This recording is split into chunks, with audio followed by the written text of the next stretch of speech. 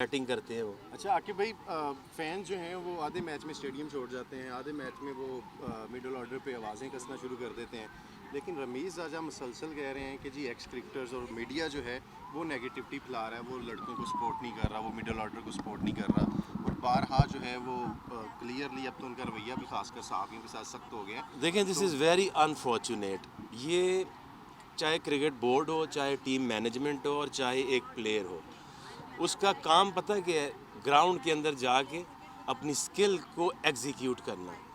जिस दिन आप 5 विकेटें लेते हैं तो मुझे किसी की तारीफ़ की ज़रूरत नहीं, लोग खुद करेंगे। और जो तारीफ़ होती है वो आपके काम की होती है।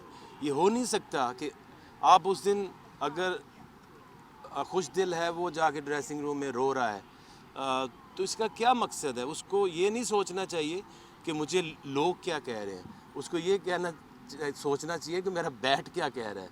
आप स्कोर करते हो, आप 100 रन्स करते हो, 50 रन्स करते हो, तो आप ना करो मेरी तारीफ, आपको करनी पड़ेगी। तो ये इस बात पे क्यों नहीं है इनका फोकस? और उस दिन क्या कहें? अब ये कहते हैं जी कि वो कहते हैं मिडिल ऑर्डर जो है ना वो सही नहीं खेल रहा। क्या उसको क्या मैं कह सकता हूँ कि बहुत ज़बरदस्त उनकी परफॉर्मेंस जा रही है। मतलब ये ऐसी चीज़ नहीं है कि जो एक ऑफिस के अंदर हो रही है। ये जो स्क्रीन है, ये जो ग्राउंड है, ये रियलिटी है और इससे आप भाग नहीं सकते। आपको क्यों लगता है कि अगर आप मिडिल ऑर्डर ठीक नहीं है तो इसमें आपका क्या कसूर है? आप उनसे अपने सिस्टम के ऊपर फोकस करें कि क्यों नहीं है हमारे पास ऑप्शंस। वो इसलिए नहीं है कि 2008 के बाद आपने डेवलपमेंट बंद कर दी थी। तो जब आप ग्रास रूट लेवल पे अपनी डेवलपमेंट बंद कर देते हैं तो उसके असरात आपको 8-10 साल बाद असल में नज़र आते हैं, क्योंकि जो डेवलप हुआ हुआ ग्रुप है वो आखिरी निशान रह गए। ये एक आधा कोई शुएब मलिक था वो भी गया, हफीज़ गया, ये अब मिसबा गया। अब आपको नीचे से कोई आपके पास आपने काम ही नहीं किया, कोई डेवलपमेंट नहीं की, तो आपको कहाँ से टैलेंट मिलेगा? कभी नहीं मिलेगा। और आपको क्रिटिसिज्म को वेलकम करना चाहिए। हमने भी बहुत गालियाँ खाई हैं, ये मिसाल है, ये लाहौर कलंदर से ही सीख लें। हमने इतने साल गालियाँ खाई लेकिन मैंने तो कभी आज तक रिएक्ट नहीं किया। क्यों नहीं किया?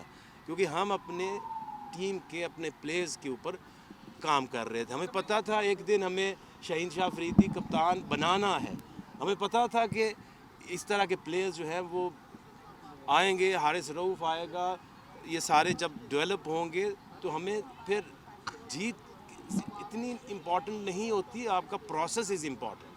तो भाई मेरा सवाल दो सवाल हैं। एक तो शाहीन अफरीदी की अपडेट बता दें कि लाहौर कलंदर का कप्तान है, उसके हवाले से, उसकी फिटनेस के हवाले से क्या अपडेट है और क्या खुशखबरी देने जा रहा है लाहौर कलंदर शाहीन अफरीदी की फिटनेस के हवाले से। दूसरा ये कि ये जो ट्राई नेशन सीरीज़ है इसका हमें कितना फ़ायदा होगा या न्यूजीलैंड और बांग्लादेश को